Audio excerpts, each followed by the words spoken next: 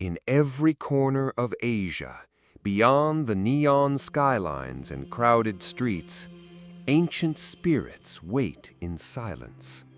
They do not scream, they whisper. And if you listen closely, through the static of an old television, the flicker of a fluorescent bulb, or the broken frame of a security feed, you might hear them calling you. Welcome to Ghosts of Asia, a channel where forgotten legends, cursed places, and unsettling truths are unearthed from the cracks of modern life, where the line between the digital and the spiritual is never truly clear, and the past refuses to stay buried.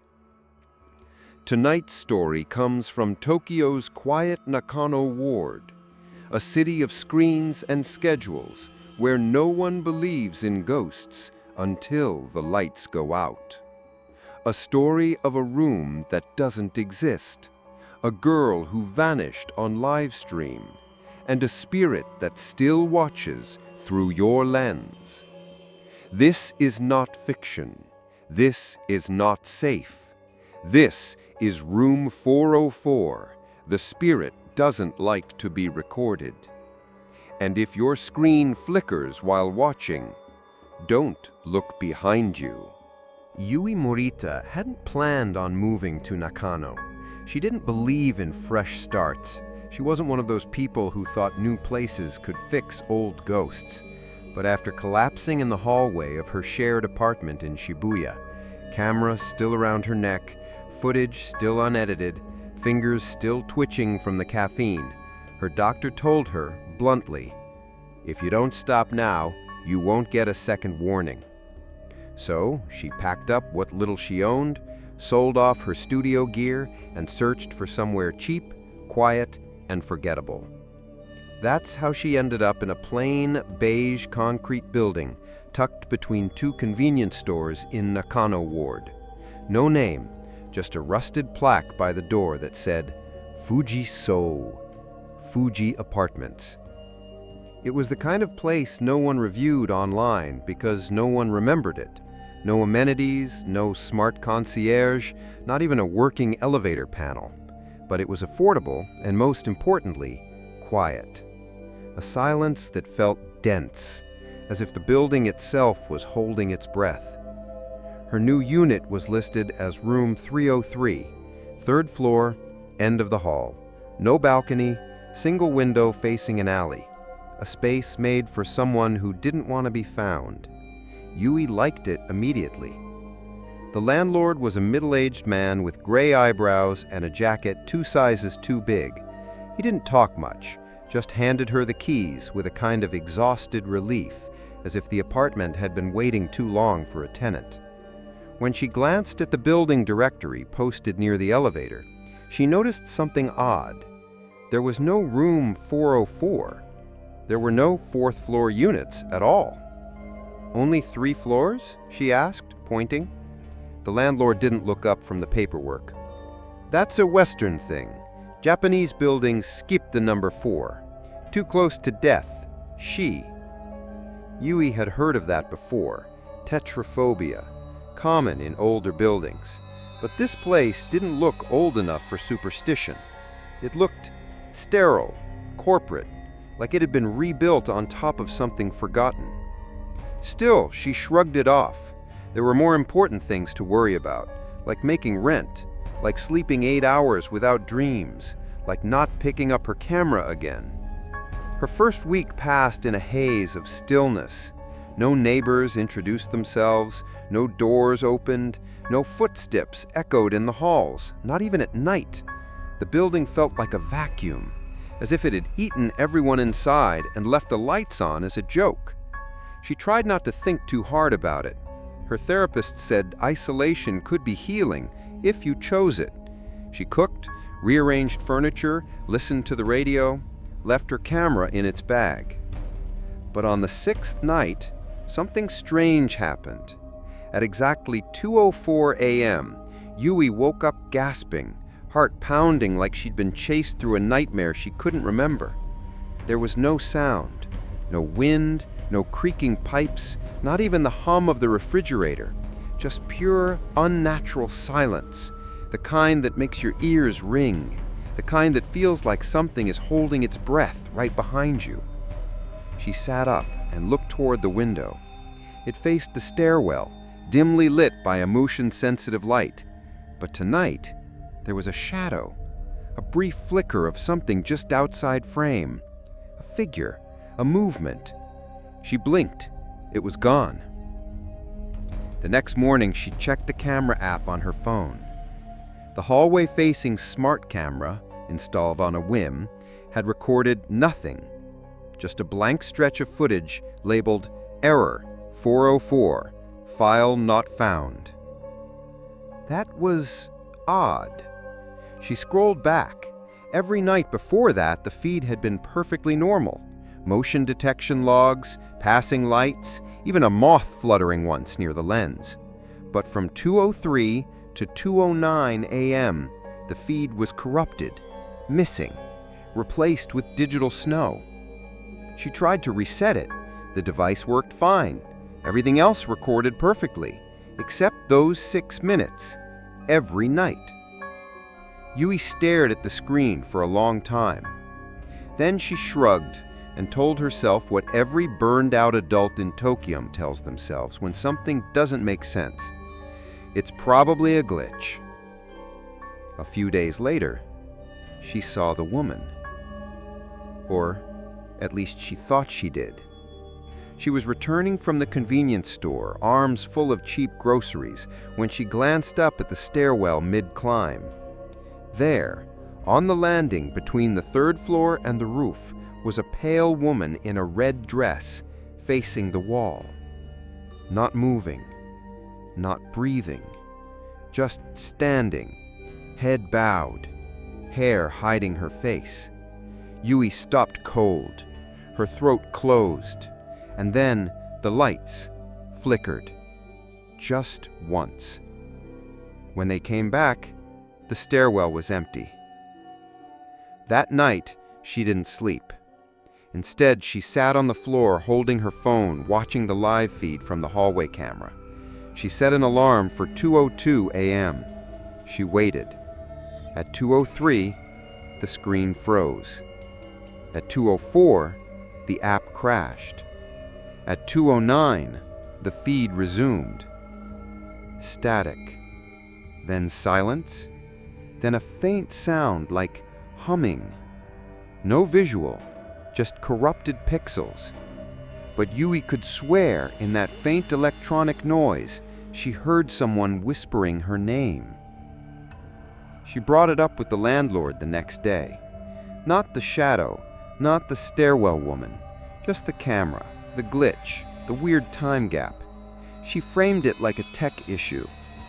The man paused, then smiled a little too quickly. "You're a video person, right?" "I used to be." "Then you should know, sometimes lenses see what we don't." "What do you mean?" "I never said that." He was already walking away.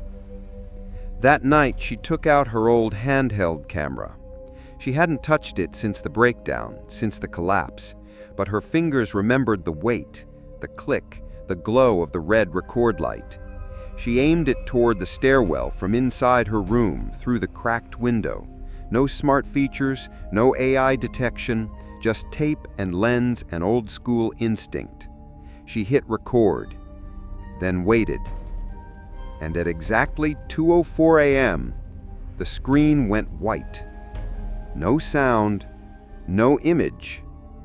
Then, a frame, just one, of a woman crawling across the ceiling, back arched, eyes rolled back, skin stretched thin, mouth open, singing something.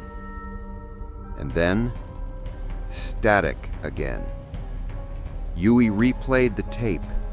It was corrupted, but the audio remained, and it was getting clearer. Yui didn't sleep after the footage. She watched that frame over and over again, pausing, rewinding, zooming.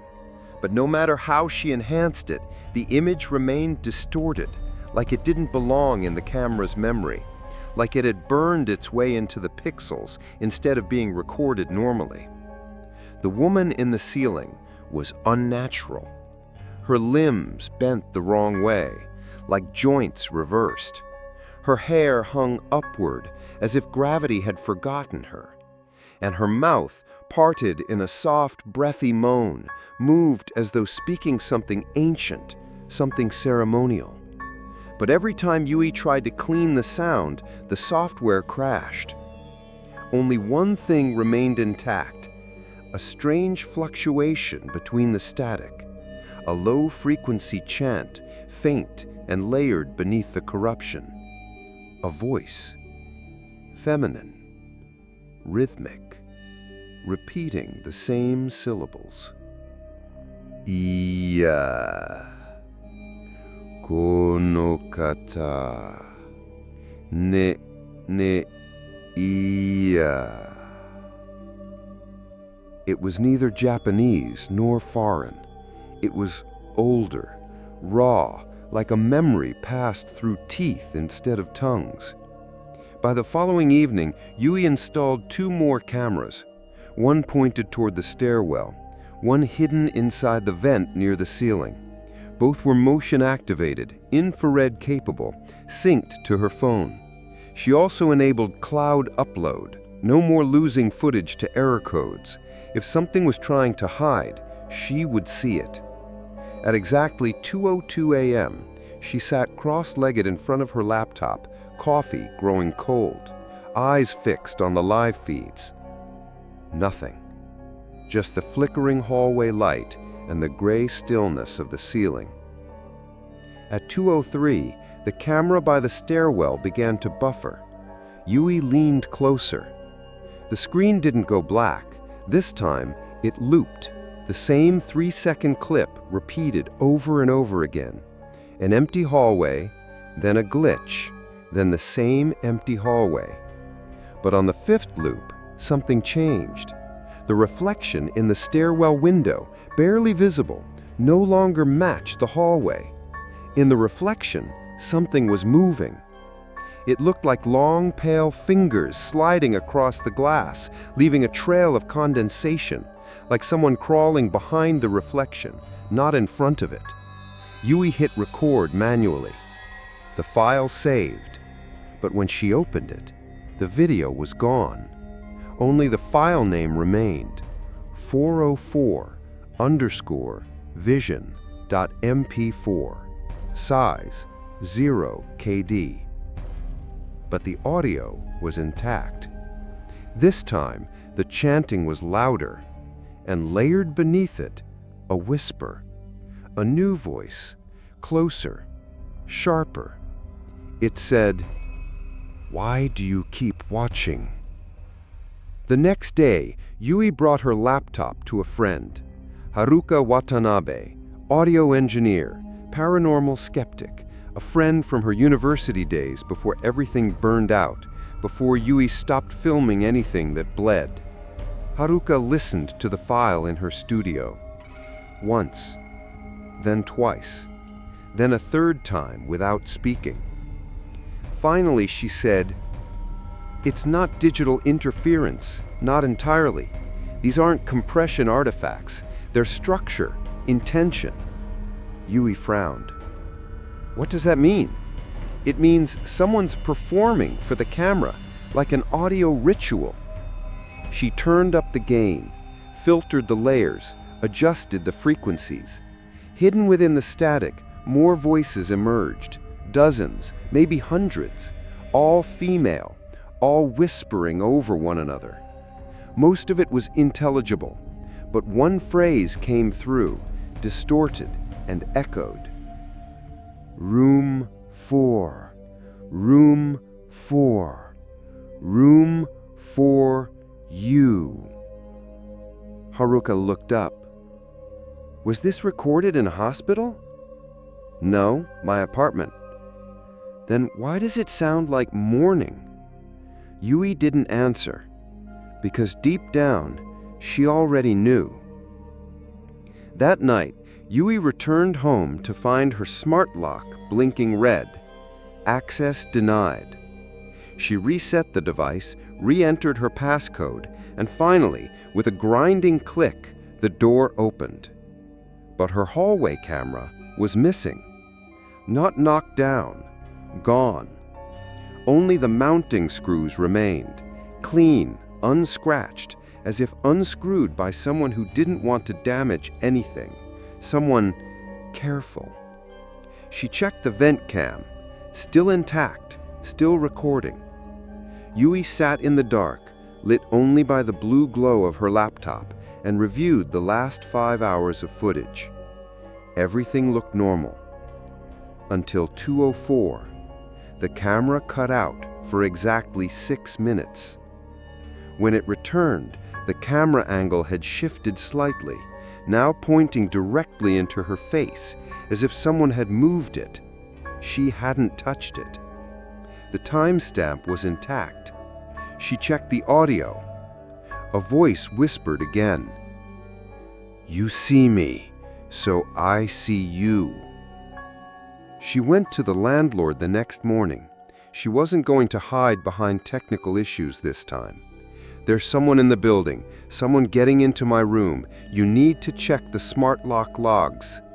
The man didn't blink. "Do you want to move out?" Yui froze. "What?" "You're not the first. Some people see her, some people don't. The ones who do either leave or become part of her story." Yui stared at him. "You knew?" "It's not about knowing, it's about not looking. That's the deal." "What deal?"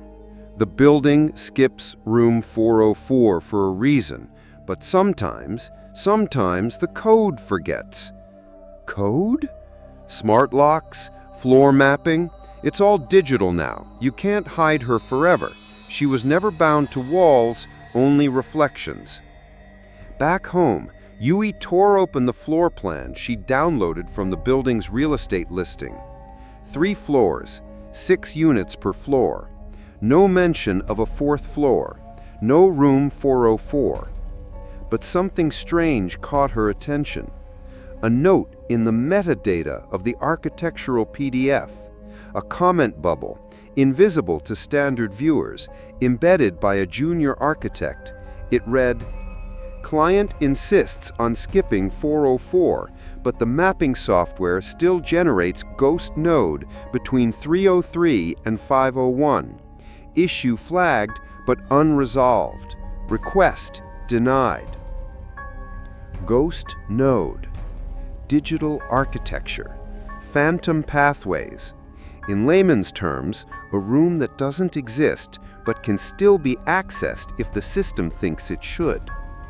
That night, Yui walked the stairwell from the 3rd floor up. She counted the steps. 1 flight, 2 flights, then another. 3 total. Too many. There was no 4th floor, but there were too many steps between the 3rd and the roof access. And halfway up the 3rd flight, she found it. A seam in the wall. A faint outline, like a door painted shut. Next to it, a smart lock panel. Dead, no light, no beep. Just a fingerprint reader covered in dust. She touched it. For the briefest second, the screen flickered red, then black. She returned to her apartment shaking. That night, the hallway feed returned. At 2:03, it activated on its own. The stairwell was empty. Then, a face, pressed against the window, mouth open, eyes closed, breathing fog onto the glass, hair floating upward as if she were underwater. The feed corrupted. Then a new file name appeared in Yui's folder, foundyou.mov. She didn't open it, but the thumbnail showed a freeze frame of her own sleeping face, captured from inside her room. Yui stopped checking the camera feeds. She stopped touching the smart locks, stopped listening to the chants layered beneath the static, stopped asking questions about room 404. But room 404 didn't stop asking about her. She could feel it watching, through the gaps in her blinds, through the lens of her phone camera, through the eye of every device in her home. It wasn't just a presence, it was a gaze, constant, patient, hungry. And worst of all, no one else seemed to notice. On the morning of the 7th day, Yui heard footsteps above her ceiling. Not loud, just soft, deliberate steps, pacing, back and forth, back and forth. She looked up in confusion. She lived on the top floor. She went to the stairwell again, determined to find proof. 3 floors, always 3. And yet every time she walked from 3F to the roof access, the stairs felt longer. A strange sense of vertigo made her lean toward the wall. It was like the building itself bent slightly when you weren't looking. On the landing between floors, the air changed, heavier, damp. The walls sweated, and the sound. There it was again, faint, familiar, crying. Not sobbing, not wailing, just soft weeping, like a girl locked in a closet, too tired to scream. It echoed between the floors. And then, just beneath the crying, came the static, the chant, garbled now, distorted. She turned and left. In the elevator, a woman joined her, late 30s, pale skin, carrying a grocery bag with wilted green onions and tofu. Her eyes were sunken, like she hadn't slept in weeks. As the doors closed, the woman said quietly, "You moved into 303, right?" "Yeah." "Has it started yet?" "What?" "The sounds, the footage, She lowered her voice. "The stairwell woman." Yui's heart clenched. The woman didn't wait for confirmation. She always starts with 303, every time the building resets. Resets? They renovate, repaint, change tenants. New wallpaper doesn't fix a curse. Yui looked at her. Really looked. "You seen her too?" The woman nodded. "Not just me. Everyone who's lived in 303 hears her first, then sees her, then disappears." "What does she want?" The woman pressed the emergency stop button. The elevator jolted. She leaned close, breath trembling. "She doesn't want to be seen, but she needs to be seen. That's the trap." "Who is she?" The woman opened her mouth to answer. Then something shifted behind her eyes, like a curtain dropping. She blinked, and just like that, the light in her face vanished. "I'm sorry. I shouldn't be talking to you." She turned away. She listens through reflections. The elevator resumed. By the time it reached the lobby, the woman was already gone. Yui didn't leave the apartment that day. She unplugged every smart device, covered mirrors, turned off her phone, blocked the lens on her laptop with tape. She made tea, played an old record, pretended none of it had happened. But that night, at 2:04 a.m., she woke to the sound of chanting through the wall. Not from her unit, from the stairwell. No cameras, no microphones, no devices were active, yet the sound still found her. A whisper behind the drywall, a voice just beneath the surface of things. Ne, iya, ne, 303, Yui, Yui. Her name, her room number, chanted like a prayer. She pressed her ear to the wall, and then she heard it again, scratching, as if long nails were carving something into the other side of the concrete. She grabbed her phone, pressed record. Not video, just audio. 10 seconds. She stopped, played it back. First was silence. Then a new voice. A child's voice. Hoarse. Warped. She wants to be remembered. Yui uploaded the file to an online forum, a dark web thread she remembered from her freelance days, a space where camera techs, ghost chasers, and digital forensic hobbyists dissected unexplained glitches, urban legends with source files, ghosts in metadata. She posted anonymously, audio recording from between the 3rd and 4th floor of an apartment in Nakano, captured during 2:04 a.m. on a disabled device.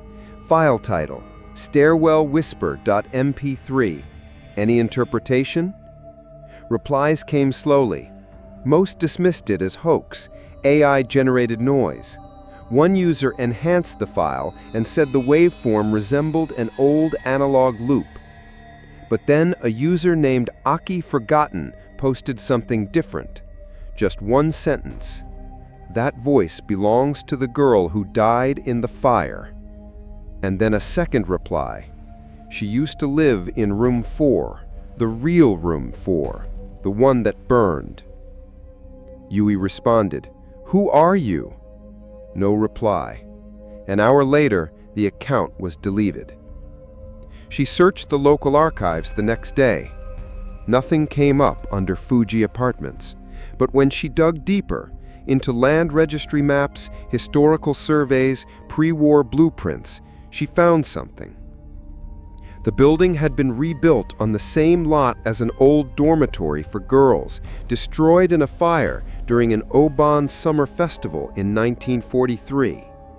Only 7 girls were ever identified, but one room, room 4, had never revealed any bodies. Instead, firemen found a broken camera lens. The same room had a suicide note pinned to the door with a rusted hairpin, burnt halfway. The remaining words were, "If the eye remembers me, I will not disappear. Do not close the shutter. Do not forget my frame." That night, Yui re-enabled the hallway camera, but this time she placed a mirror directly in front of the lens. She sat and waited. 2 a.m., 2:01, 2:02. At 2:03, the feed turned black. At 2:04, the mirror shattered. The video file saved automatically. She opened it. It was just one frame, a face, but not crawling, not weeping, staring. A girl, her age, maybe younger, covered in soot, eyes white, mouth smiling. She was holding a camera, pointed directly at the lens. Yui didn't scream. She didn't drop the camera, didn't run from the room, didn't call anyone. When the mirror shattered at exactly 2:04 a.m., she simply stood there, frozen, watching the fragments of glass glisten like teeth across the tatami mat. In the footage, the girl had stared through the lens as if she already knew Yui. That smile, too calm, too still, like someone watching themselves be remembered.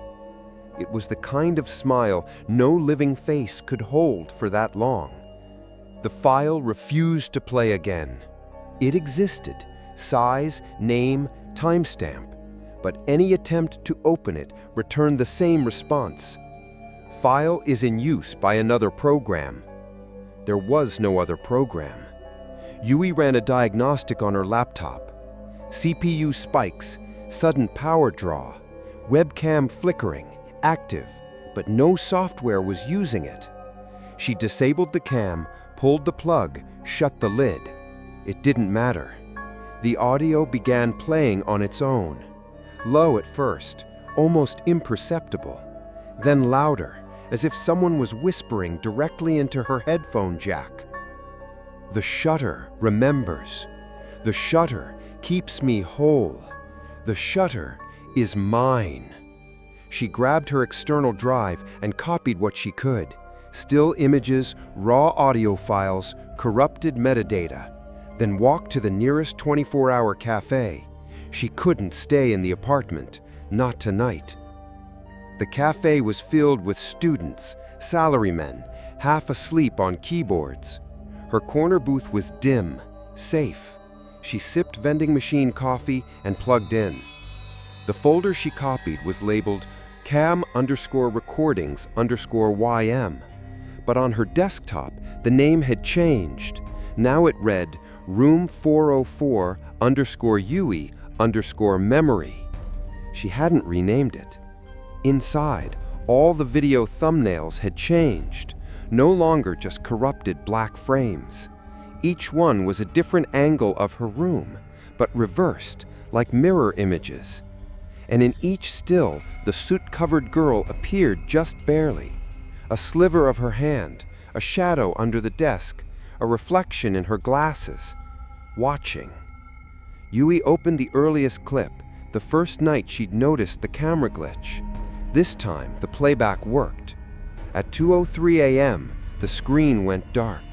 Then came a single frame, the girl standing at the end of the hallway. Then another frame, closer, then another, until the lens itself fractured into static. And one final frame, Yui sleeping, but the timestamp had changed. It now read 2:04 a.m. tomorrow. She yanked the drive. When she looked up, a man 2 tables over was watching her. Not in a curious way, in a concerned way. He slid into the seat opposite her. Mid-40s, worn jacket, old model laptop, a neckliner with a faded ID card. "You're recording her, aren't you?" he said softly. "Who are you?" He topped the ID. Kenji Hirose, freelance IT, former systems technician. "I worked on this building's smart lock system 3 years ago. So you know about room 404? He nodded. "It's not a room. It's a loop, a glitch. Every now and then, the system tries to correct the missing floor, rebuilds it in digital memory, but the code's infected by her." "Who is she?" "Aki Sano, student, obsessive. A dormitory fire burned her alive in room 4, summer 1943. She believed cameras could preserve the soul. She died filming her friends." "How do you know all this?" He looked away. "Because my sister lived in 303. She vanished 2 years ago, left behind 17 corrupted video files." He slid over a flash drive. "I've decrypted them. Most are unreadable, but some show her, the spirit, always watching." "Why me? Why now?" "Because you turned the camera on. She only comes when someone sees her, and you didn't just see her, you tried to understand her." "Then how do I make it stop?" He gave a tired smile. "You don't, but you might be able to finish what she started." Back in her apartment, Yui watched the decrypted files. They were almost all the same. Blurred clips, fractured audio. A girl, thin, soot-covered, upside down, crawling across the ceiling like a forgotten thought. But one file was different. Aki's final recording.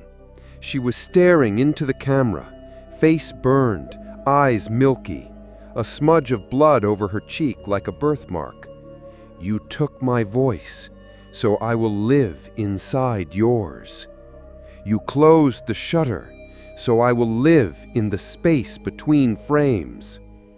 Then the screen exploded in white, and a message appeared. "Insert yourself to complete the recording." Yui shut the laptop and stared at her own reflection in the blank screen. It flickered just once. In it, she saw Aki standing behind her, camera in hand, mouth open, singing again. She covered the screen, But it was too late. Outside, down the hallway, the stairwell light clicked on. A shadow passed by, and then the doorknob began to turn. The next morning, Yui didn't remember falling asleep. She only remembered the sound, that sharp click of the doorknob, the way it twisted even though the door was locked, the way the air in her room thickened as if something unseen had stepped inside and stayed. When she woke, her laptop was open and the webcam light was on. She hadn't touched it. There was a new file on her desktop, not in any folder, just floating like it had always been there. Dorm Record 4.avi. She didn't open it. Not yet. Instead, she returned to the Nakano Public Library. The building's blueprints had told her part of the truth. Now she wanted the rest. She dug through local registries, disaster logs, war damage records, and finally, a brittle yellowed map labeled Showa-era Private Girls Dormitory, Yuma no Gakuen, 1942, located at the exact site where Fuji Apartments now stood. The dorm had been modest, 3 floors, wooden, narrow halls, shared tatami rooms for schoolgirls. But on the 3rd floor, clearly marked, was room 4, and next to it, a faded stamp. Structural damage, fire origin point, unrecovered remains. The report said a fire broke out during the Obon Festival of 1943, while the girls lit lanterns for ancestral spirits. One room, room 4, had been sealed off due to a suicide pact, but the fire spread too fast for anyone to verify the story. Only charred furniture and melted glass were found.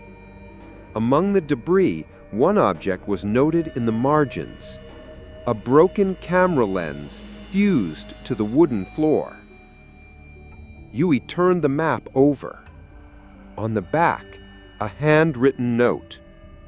One girl unaccounted for, known to collect mirrors, old film, and ceremonial objects. Possible instigator. Her name had been blacked out, but in faint pencil, someone had written beside it, Akai Sano, Aki Sano. The same name Kenji Hiroshi had whispered. The girl who believed a camera could trap the soul. The girl who may have never left. Yui returned home with photocopies stuffed under her coat. She didn't turn the lights on, just sat in the dark, the glow of the laptop the only illumination. And finally, she opened the file, Dorm Record 4.avi.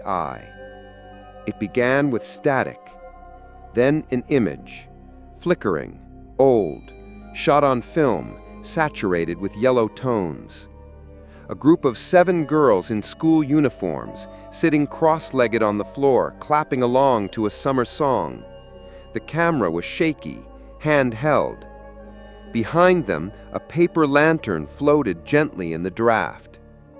One girl stood slightly apart. Thin, wide eyes, dark hair parted down the middle, holding a camera. She wasn't smiling. She was staring at the lens, as if she saw through it. The footage cut abruptly.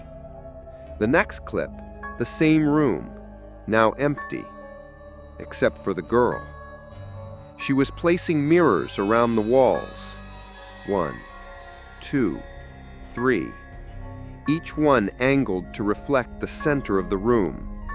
Then she placed her camera in the middle, hit record, and sat down in Seija. She whispered something inaudible. And then the screen shook. Flames licked the edge of the frame. Screams in the background.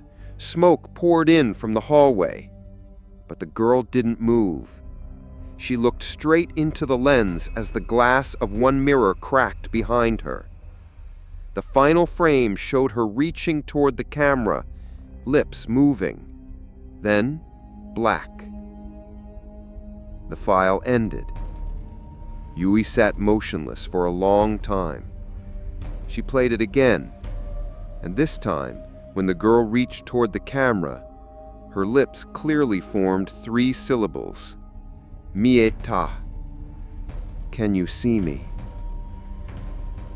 That night, Yui dreamed she was inside room 4. But it wasn't the dorm. It was her own apartment.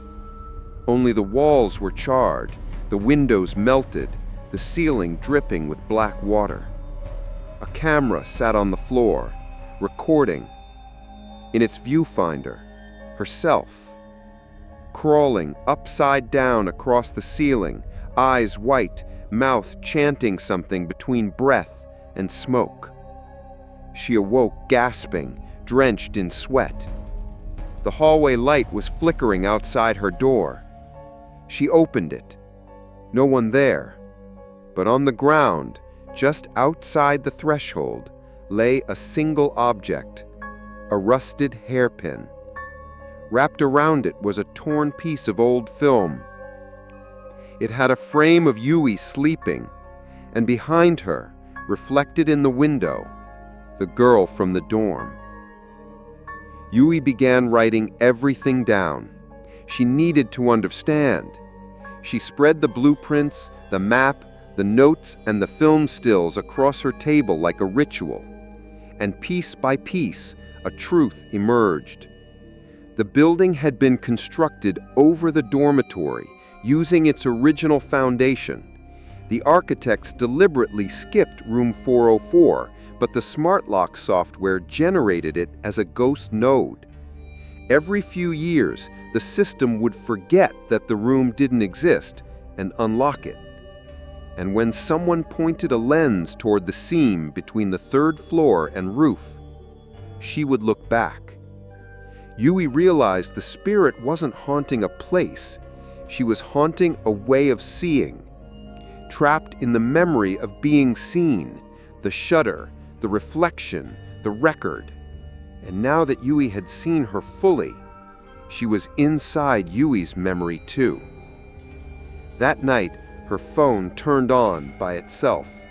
Camera app launched. The lens faced the wall.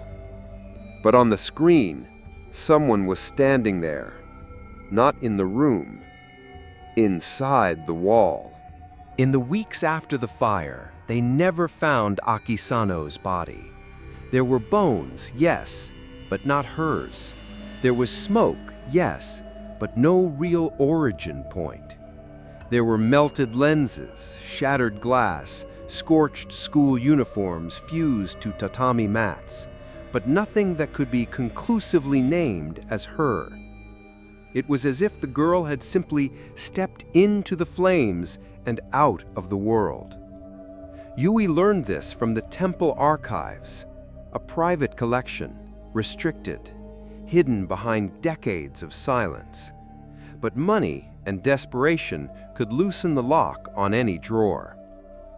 She sat in a dim, incense-filled reading room, sifting through the handwritten Oban Festival records from 1943. Pages browned with time, ink faded, names written in careful brushstroke. That summer, Yume no Gakuen had prepared a large lantern release to honor those who had died during the war. Each dormitory room had contributed their own paper lanterns decorated with family crests and farewell messages, except room 4. They hadn't submitted anything. Instead, they had asked the temple priest for something different, a mirror offering. The priest had refused.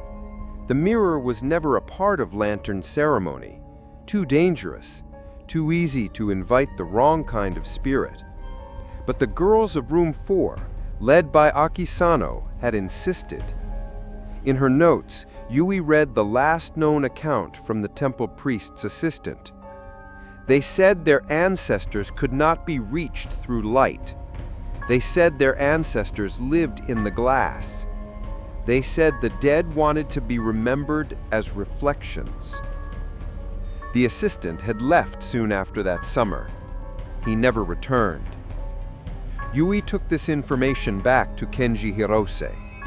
He was waiting for her in the stairwell between the third floor and roof, where the extra flight of stairs still didn't quite fit the math. When she told him about the mirrors, he only nodded. I've seen it in the footage, the way she looks at herself.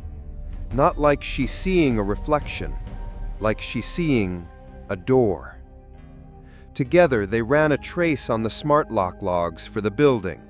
The ghost node, room 404, had no official floor plan, but the system reported intermittent access pings from it during specific time windows, 2:03 to 2:09 a.m. One of the access codes used was Yui's own. She hadn't entered it. The system had done it for her. That's how it works, Kenji said quietly. She doesn't need the building to remember. She only needs you to remember. Yui looked at the logs. One line blinked at the bottom of the screen. Next scheduled access, 2:04 a.m., unlocked. Tonight? She whispered. Kenji nodded. That's when the seam opens, when room 404 becomes real for just 6 minutes. That's how long the cameras lose control. That's how long she needs. To do what? To be recorded again. That night, Yui didn't sleep. She set up every device she had: smartphones, analog cameras, audio recorders. One facing the hallway, one on the stairwell landing, one, most importantly, pointed at the mirror she'd recovered from the market, rumored to be salvaged from an old dormitory fire. She sat in a dim, incense-filled reading room, candle burning low. The air was heavy, not hot, just thick, like water before it boils. At 2:02 a.m., her laptop screen blinked. A new window opened. No application name, no source, just a black screen. And then, static. The chant began again, low, breathy, familiar. Inya, ne, wa, ko, no, ka, ta. Yui mouthed the words, not because she understood them, because they felt like hers, like a song half remembered from another life. At 2:03, the hallway light died. At 2:04, every camera shut off, but the mirror remained clear. In it, Yui saw herself, and behind her, Akisano. Not crawling this time, standing, holding a paper lantern soaked in ash. The flame of the lantern flickered red. It glowed and pulsed. Yui turned slowly, heart racing. No one was there, but her reflection didn't match her movement. She raised her hand. The reflection smiled. Then, the chanting in the room stopped, replaced by her own voice. From the speakers, from the laptop, from every device. Do you see me? Do you see me now? Do you remember the fire? Yui whispered, I remember. The mirror cracked, and then the air tore open. For 6 minutes, Yui couldn't breathe. It wasn't panic. It wasn't fear. It was pressure, like something was being pushed through her. Her fingers curled involuntarily. Her lips moved on their own. The room darkened. Not black, but inburned. The walls charred, the ceiling pulsing, the floor beneath her slick with oil or memory or both. And the camera behind her, her oldest handheld model, powered on by itself. The red light blinked. REC. She spoke into the lens without meaning to. Aki's words, her chant, her rage. The fire did not take me. The shutter caught me. You closed the lens, so now I open it. And then, silence. The lights came back. The mirror was shattered. All the files on her computer were gone. Except one. Festival Fire Final.mp4. She played it. It was just a girl in a school uniform walking through a hallway, hair soaking wet, carrying a camera. And when she turned to the lens, it wasn't Aki, it was Yui. The next morning, Yui didn't recognize her own face in the mirror. It wasn't possession, not fully, but something in her eyes had changed. The stare was deeper now, like the pupils remembered more than they should, like the camera had burned its aperture into her skull. She blinked. The reflection didn't. She covered the mirror and turned away. All her devices were wiped clean. Every file, every recording, every folder, gone. Only one directory remained, hidden, misnamed, a corrupted folder labeled 404.system.heart. Inside, a single document, not a video, not an audio file, a code script. Kenji confirmed it. It was a smart lock access override written in a hybrid of Japanese, hexadecimal, and something else, something ritualistic. This isn't just a software exploit. It's a pattern, like a prayer written in syntax. Yui stared at the lines of code. Some sequences repeated. Some were mathematical palindromes, but one phrase echoed throughout. Unlock node, room 404, true. Access between 203 to 209. REC, always, always, always. Kenji scrolled further. Near the end, one line chilled him. If viewer records Yui equals true, upload spirit. She's hijacking you, he whispered. What do you mean? She's not trying to haunt this building anymore. She's moving through you, through your content, your devices, your viewers. Yui felt cold.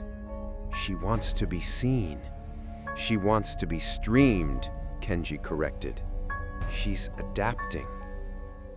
Yui replayed the last few days in her mind. The camera turning on by itself, the mirror acting like a screen, her face shifting in playback, the recurring 2:04 a.m. error windows, and now the code. This wasn't random. Room 404 was no longer a location. It was an event, a scheduled broadcast, a ritual reboot. And the building's smart infrastructure had become the altar. That night, Yui stood again in the stairwell. She counted the steps, 12 to the third floor, 14 more to the roof. But between them, in that strange unlit bend, the seam appeared again. A door, featureless, matte gray, a smart lock panel beside it, dormant. Until she approached. Then, softly, it blinked red. 404. No key, no prompt, just the number glowing, pulsing faintly like a heartbeat. She placed her hand on the panel. It burned cold. Then, click. The door opened. Inside, everything was wrong. It wasn't a room. It wasn't a floor. It was a void with memory. The walls pulsed like flesh beneath layers of soot. A dozen old cameras were mounted on tripods, all pointed inward toward a circle of cracked floorboards covered in burnt photos, hair, mirror shards, and film canisters. Above it all, a blackened lantern hung from a frayed string, still smoldering, its paper cover soaked with something dark. The scent of wet ash filled the air, and at the center of the circle, a chair. A girl sat in it, back to Yui, still, silent, holding a camera. Yui didn't speak. She only stepped forward, quietly, reverently, like entering a shrine long abandoned and never meant to be found. As she moved, the cameras around her powered on, one by one. Red lights, blinking, recording. She felt them crawl over her skin like insects. The girl in the chair turned, slowly, and Yui gasped. It wasn't Aki. It was herself, but not the Yui of today. The girl in the chair was younger, 22 maybe, a different haircut. The clothes she used to wear before the burnout, before the breakdown. The version of herself who once thought storytelling could save her. "I've already filmed everything," she said softly. "I just needed a vessel to finish it." "What are you?" "The memory you buried, the frame you left open. And now you're finally in focus." The younger Yui raised her camera. Every camera in the room clicked. Lights flashed. The lantern above flared, then exploded into sparks. And in that instant, everything reversed. Yui stood in the chair. The other girl was gone.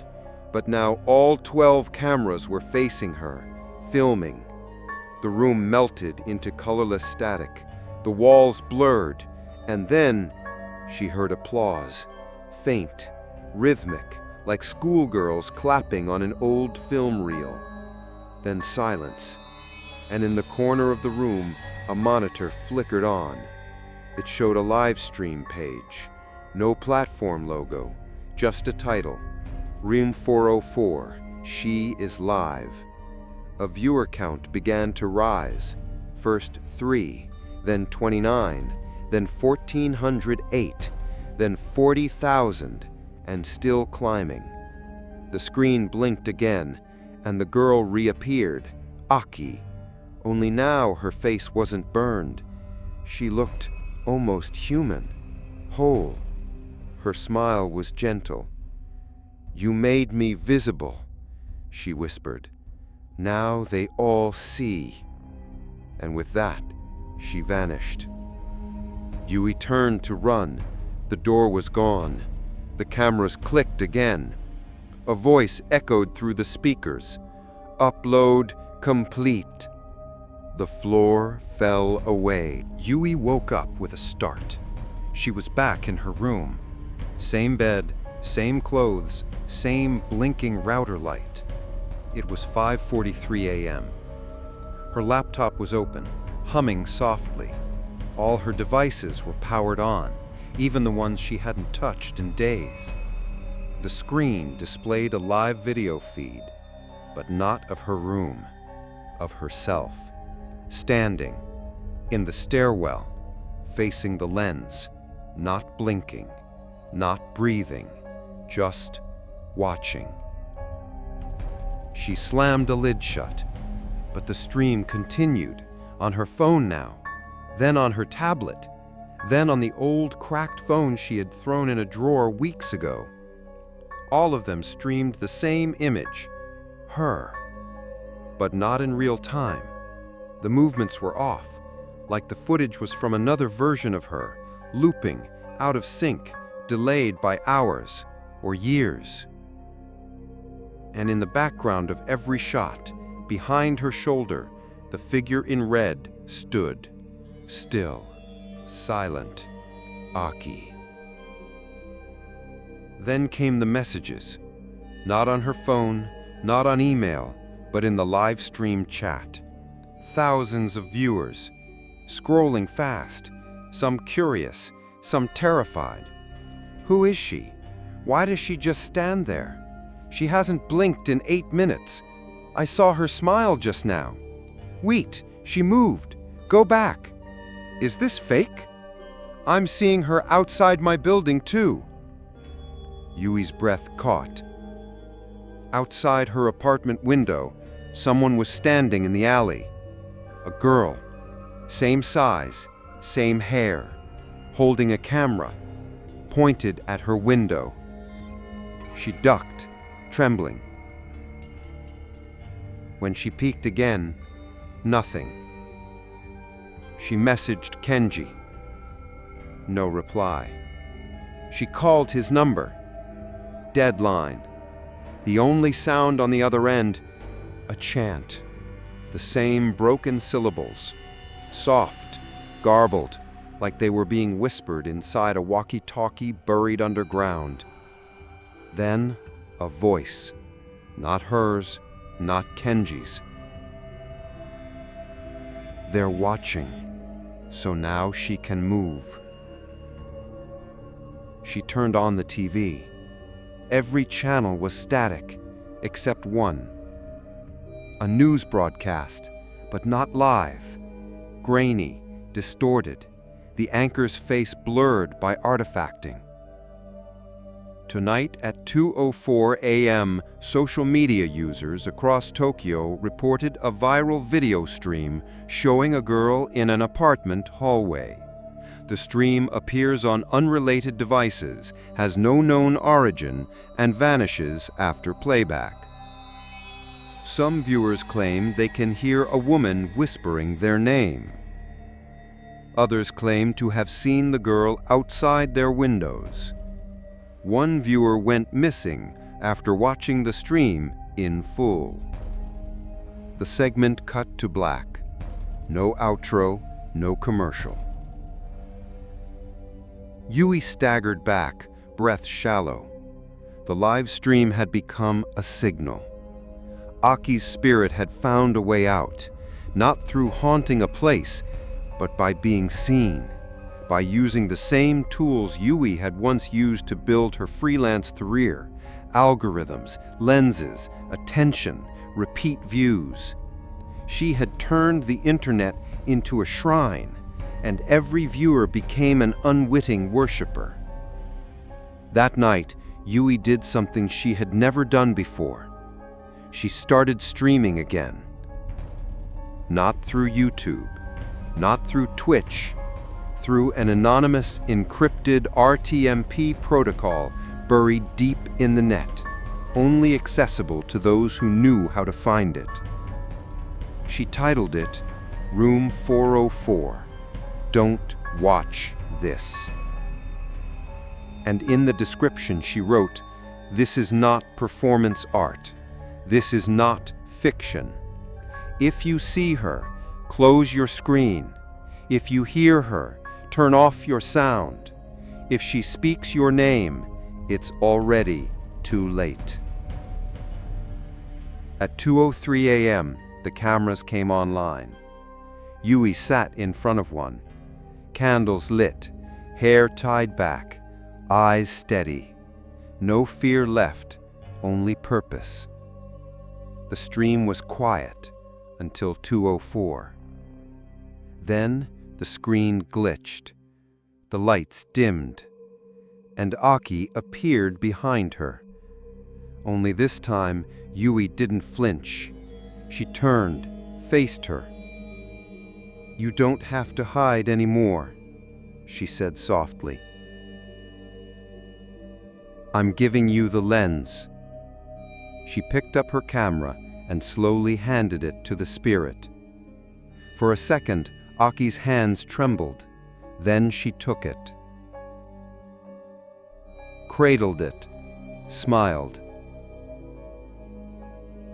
"Do you see me now?" she whispered. Yui nodded. "I always did." The camera's red light blinked, recording. Viewers watched as the girl in red stepped fully into the frame. She looked directly into the camera and spoke clearly for the first time. "Now, I will record you." The stream ended.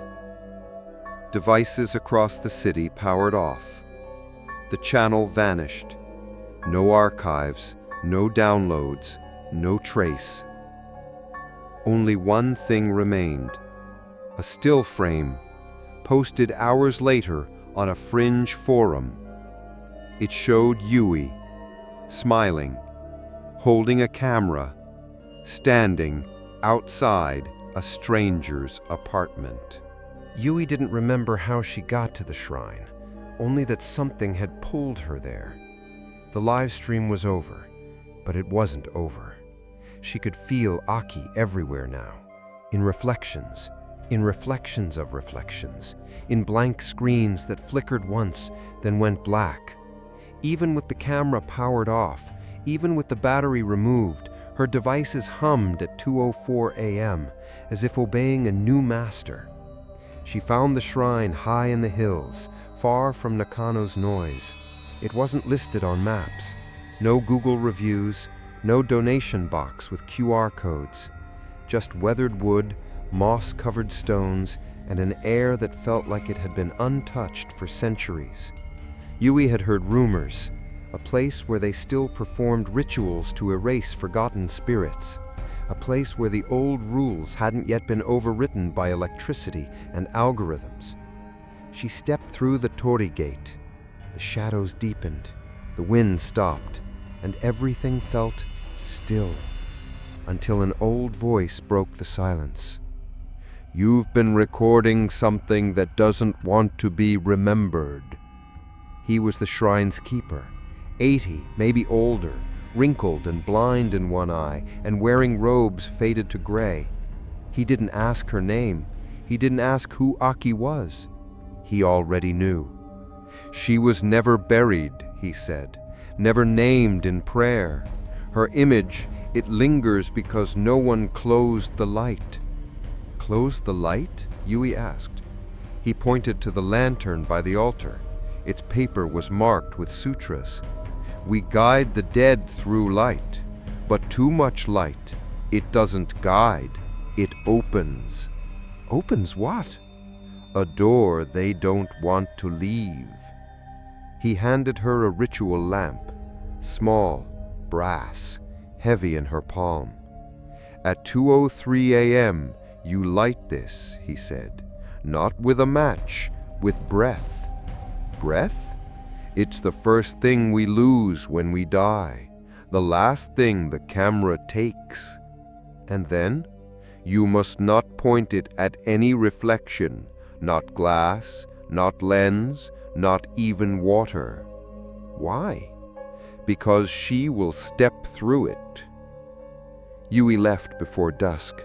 Back in her apartment, she cleaned everything, covered mirrors with white cloth, unplugged appliances, emptied her phone's cache. She placed the lamp in the center of the floor, waited. At 2:02 a.m., she exhaled slowly, held the lamp close, and whispered into it. The flame caught, a slow blue shimmer, unnatural and cold, but steady.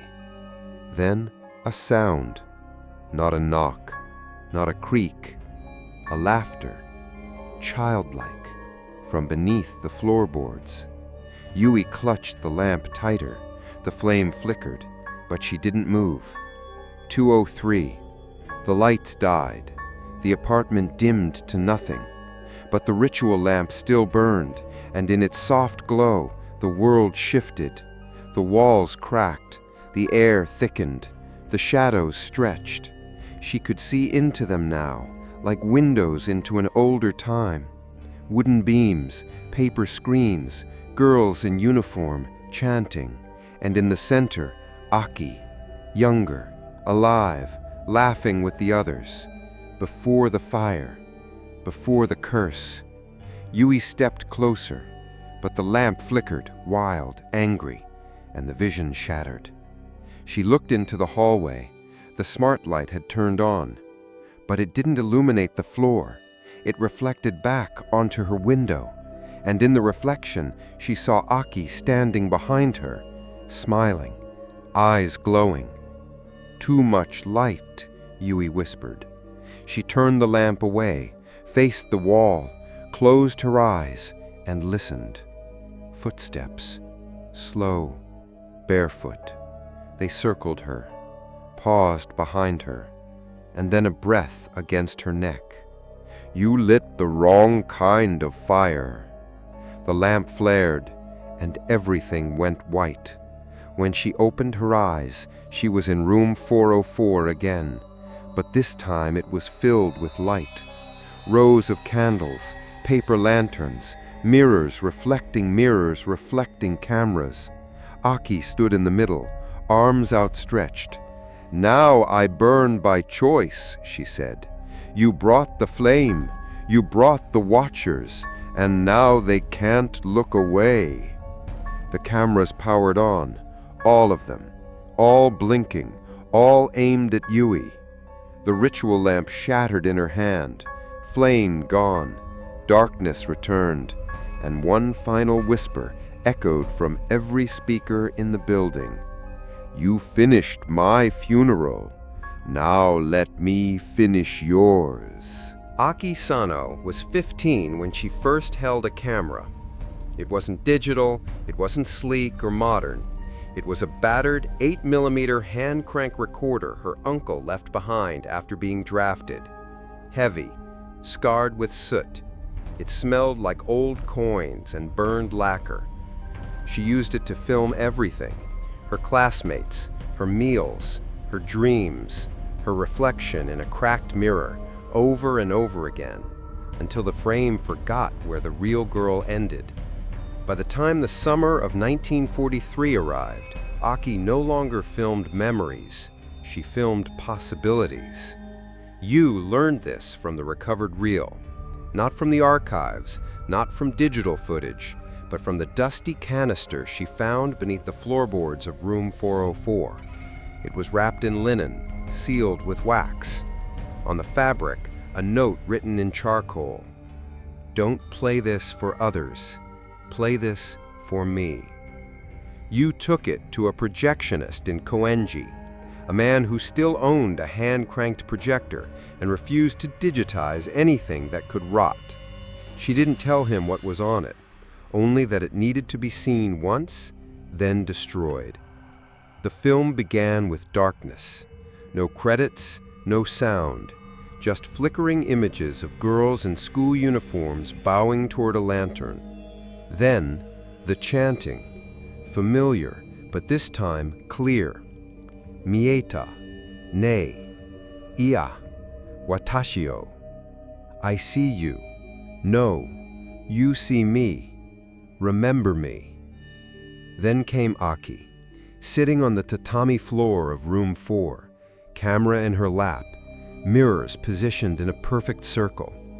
This is my last frame, not because I'm dying, but because I refuse to disappear. She looked into the lens, not like a girl, like a director. You called me obsessed, but you watched, didn't you? You said I was sick, but you never stopped filming me. So now, you'll never stop. The footage jumped. Now Aki stood in the center of the mirror circle. The camera was unattended, running on its own. In each mirror, a slightly different version of her. One smiling, one weeping, one expressionless, one screaming silently.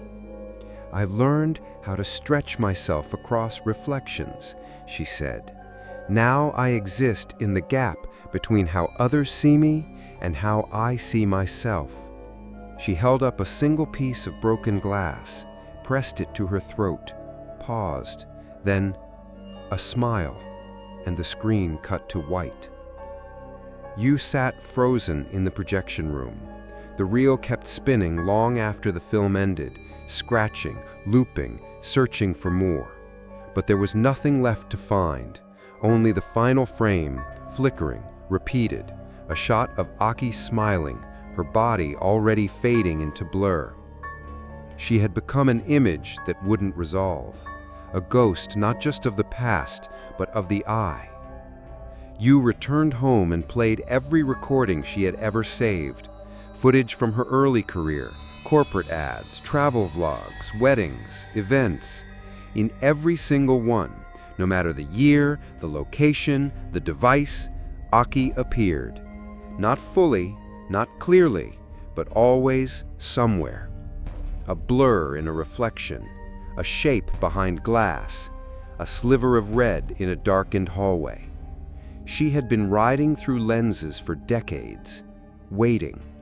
And now you understood why. Cameras had changed, lenses had evolved, but the human need to see, to witness, remained the same. And Aki had tethered herself to that instinct. She wasn't a spirit trapped in a building. She was a ritual that modernity had unknowingly preserved.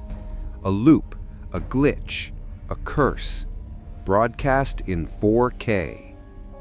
You stood in front of her oldest camera, the same one she had used when she still believed in art. She placed it on a tripod, framed herself. No script, no edits, only breath, only silence. She hit record and whispered, "I'm giving you the last frame." She closed her eyes. The camera ran. For 6 minutes. At 2:04 a.m., the battery died. When she opened her eyes, she was no longer reflected in the lens. Only Aki was. It was never supposed to open. That's what the blueprint said. That's what the building inspector wrote in the margin of the renovation log in 2012. Dead space between stairwells. Reinforce, do not access. No physical door installed. But Yui knew better. She had touched it, watched it pulse beneath her hand like warm metal, felt it breathe.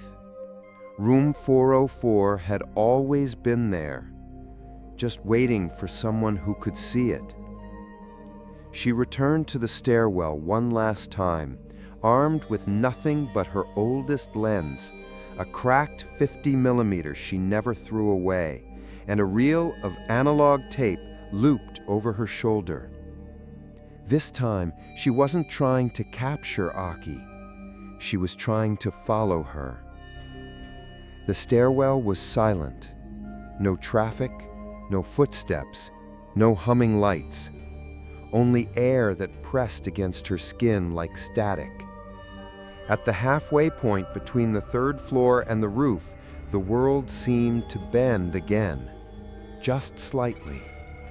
The walls swelled outward, the railing curved where it shouldn't, and the concrete under her feet creaked, not like a floor, but like a throat. Then the smart lock flickered on. No number, no panel, just light, soft, blue, pulsing, inviting. Yui reached out. The wall shimmered like heat mirage, and then it was gone. The door appeared, real this time, made of wood scorched black, carved with characters too old to read. She pushed it open and stepped inside, room 404. It wasn't just a room. It was every room that ever was. The dormitory, the burned tatami, her own apartment, the shrine, the projection booth, all layered together like glass slides stacked atop one another. Each time she blinked, the space changed, from 1943 to 2025, from soot to neon, from chanting to silence. And in the center, anchoring all of it, stood a tripod, holding a camera with no lens. It pointed toward a wall of mirrors, each one angled slightly wrong, each one catching reflections that didn't match. Yui stepped forward, and the mirrors lit up, one by one, showing her own face, but twisted. In some, she was crying. In others, she was grinning too wide. In one, her mouth moved, but her reflection didn't. In another, her hands were bloodied and clutching film. She backed away, breath trembling. That's when she saw it. A door, inside the room. Another one, smaller, wooden, child-sized, with the number 4 scorched into it. Not 404, just 4. Yui approached. As she did, the camera behind her powered on. Its battery indicator flashed green, even though it had none. She didn't turn around. She knew who was holding it now. She opened the small door, and behind it was darkness. Pure, seamless, warm. Not cold like a void, but familiar, like a home forgotten by time. And in the dark, she saw a girl, sitting cross-legged, eyes closed, camera in her lap. Aki, waiting. Yui knelt beside her, didn't speak, only reached out and gently pressed her fingers to the girl's. The camera glowed red, REC. Aki opened her eyes, tears streaming. I never wanted to scare them. I just didn't want to be erased. The fire, the silence, the way no one said my name. Yui nodded. Then let's say it now. She raised the lens, framed Aki in center, pressed record, and whispered, "Your name is Aki Sano. You lived, you filmed, and you were seen." The mirror shattered, the walls dissolved, the cameras blinked once, and everything went dark. Yui awoke in her bed. Morning sun, bird song. No static, no chanting. No 2:04 a.m. error messages. She checked her camera. One file, just one, titled Aki Sano Final.mp4. She played it. The footage showed Aki smiling, peaceful, then slowly fading into light. No screaming, no glitching, just peace. Yui looked out her window. The stairwell was empty. Room 404 was gone. But for the first time in weeks, she felt alone. Truly alone. The file went viral within hours. No tags, no title, no credits. Just a 6-minute clip uploaded anonymously across a dozen platforms. Reddit, YouTube, Instagram, Discord, even surveillance leaks. No one knew who posted it, but everyone watched it. A girl sitting cross-legged in a darkened room, a soot-covered child beside her, a handheld camera between them, a whisper, "Your name is Aki Sano." And then silence, then light, and then nothing. The video had no jump cuts, no horror stingers, no blood, just stillness. But that's what made it worse, because for many viewers, it didn't end. Their screens flickered, their reflections lagged behind their movements, their device cameras activated randomly in the night, and some claimed she was back. Yui didn't post the clip. She didn't need to. The camera had uploaded it by itself. She didn't even know where the original file had gone. One moment it was in her drive, the next it had seeded itself across mirrored accounts she'd never created. Her name wasn't attached to any of them, but people recognized her. Isn't that the girl from Nakano? Didn't she disappear after the live stream? Wait, pause at 404. Her face changes. She looks different in every upload. She walked the streets unnoticed, No one stared, no one screamed, no one pointed. But the moment she passed by screens, security monitors, phone displays, subway ads, they glitched. Only for a second. Just long enough to make her image ripple, as if the lens no longer knew how to hold her. That night, she live-streamed again. Not to record anything, not to explain, just to see who would still watch. She titled the stream, "I'm Still Here." But when the stream began, it didn't show her.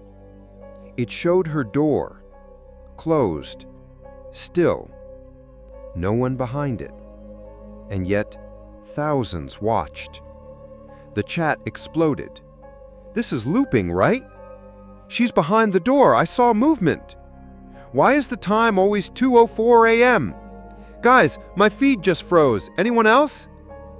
She turned off her camera, but the stream didn't stop. She unplugged the router. The view count kept rising. She deleted her account. Another one appeared, same footage, and another, and another. The footage had decoupled from her. It no longer needed the creator, only the image, only the attention. By morning, she received a message, printed, slid under her apartment door. No sender, just one line, handwritten in red marker. "You finished her story. Now yours begins." The mirror in her bathroom was shattered. She didn't remember breaking it. Her phone would no longer take photos of her face, only static. When she spoke aloud, her voice echoed 1 second behind her, slightly distorted. The world had recorded her too long. Now, she was becoming the recording. She stood in front of her camera, pressed record, spoke directly into the lens. "My name is Yui Morita. I was a videographer. I believed that stories could save people. I followed a girl into a room that didn't exist. I watched her disappear, and now I don't know if I ever came back." She smiled. "But if you're seeing this, it means the lens still remembers me, and I'm not done yet." The camera stopped recording. The file saved itself with no input, titled Yui_final.dat. Undeletable, unmovable, encrypted in a format that no known program could play. But if you clicked it, some claimed it blinked once, showed a frame, just one, of you, watching. Yui vanished the next night. No missing persons report. No signs of struggle. No open door.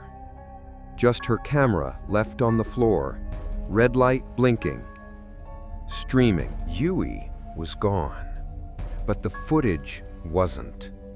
It never really is it? That's what archivists would later whisper when discussing the file that couldn't be deleted.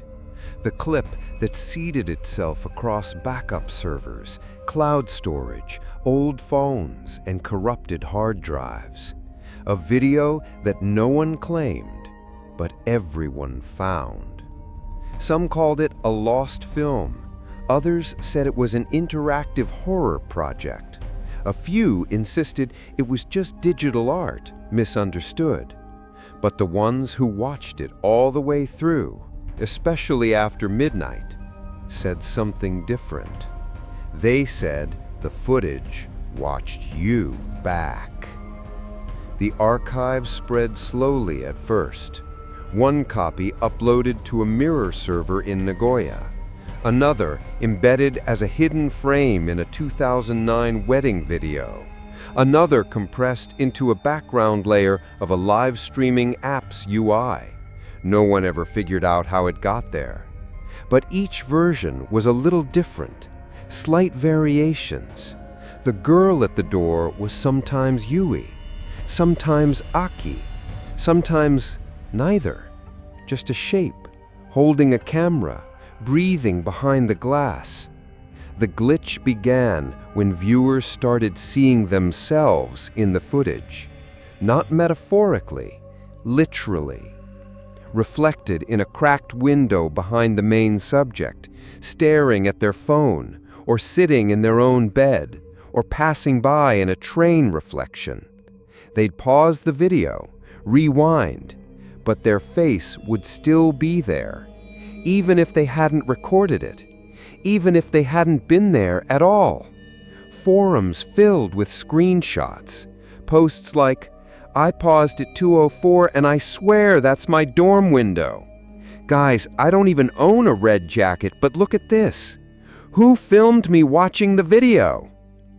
Others reported audio bleeding into their phone calls, or waking up to their webcam light blinking red, or finding a corrupted file on their desktop titled, "I saw you first." The glitch evolved.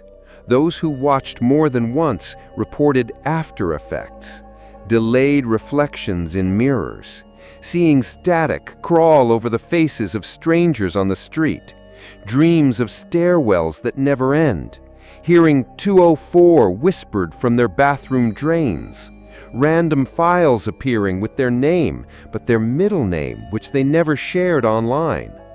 One user documented the progression in a Reddit post that was later deleted.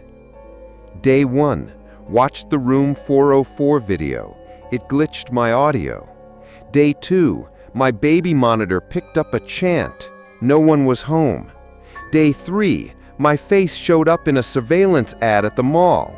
Day 4, someone rang my doorbell and left a Polaroid of me asleep. Day 5, the girl in red is now in my hallway reflection every night. Day 6, I disabled all my cameras. She still sees me. Day 7, I see her too. The file never stayed in one place. It jumped from device to device, from person to person, from past to present. Once it entered an archive, it rewrote the metadata, changed timestamps, erased creators, until no one could trace its origin, only that it always appeared between 2:03 and 2:09 a.m. local time, like a ghost respecting the digital time zone. Eventually, entire libraries started quietly deleting anything with the file name 404 in it. Media museums refused to accept submissions referencing it. Video editing apps updated their filters to crash if 2:04 was input as a timestamp. None of it helped, because the file wasn't a file anymore. It was a language, a signal, a memory passed from eye to lens to eye again. And the more it was seen, the stronger she became. There was one final clip that made the rounds in dark web circles. Low resolution, barely visible, just a girl standing in the dark, holding a camera. In the background, a screen showing you watching her, and her voice layered in glitch and echo, whispering, "The archive is you now, and you've been recording this the whole time." It's been months now. The story of Room 404 has faded from headlines, buried beneath newer obsessions and algorithmic noise. People stopped searching for Yui Morita. The building in Nakano was sold, renovated, renumbered. No more 303. No more stairwell seams. No more 2:04 a.m. glitches. Just another clean, polished Tokyo apartment complex. Forgettable. Empty. Safe. But still, sometimes, a red light blinks in the hallway when no motion is detected. The smart lock pings between floors that don't exist, and tenants wake at 2:04 a.m. with static ringing in their ears. They say it's nothing, a firmware bug, old wiring, Maybe leftover code from the old management system. No one's worried, except for the children. They're the ones who see her first. A girl in a red dress, standing at the end of the hallway, holding a camera. Not moving, not blinking, just watching. One child, age 6, draws her in crayon during recess, gives her a name, the Mirror Lady. When asked where he saw her, he says, in the phone, when it was off. Elsewhere, across the city, someone opens an old hard drive they found at a thrift store. It hums, the screen flashes once, and a video begins to play. No title, no controls, just a live stream. A hallway, still, dim, and a door that slowly creaks open to reveal nothing.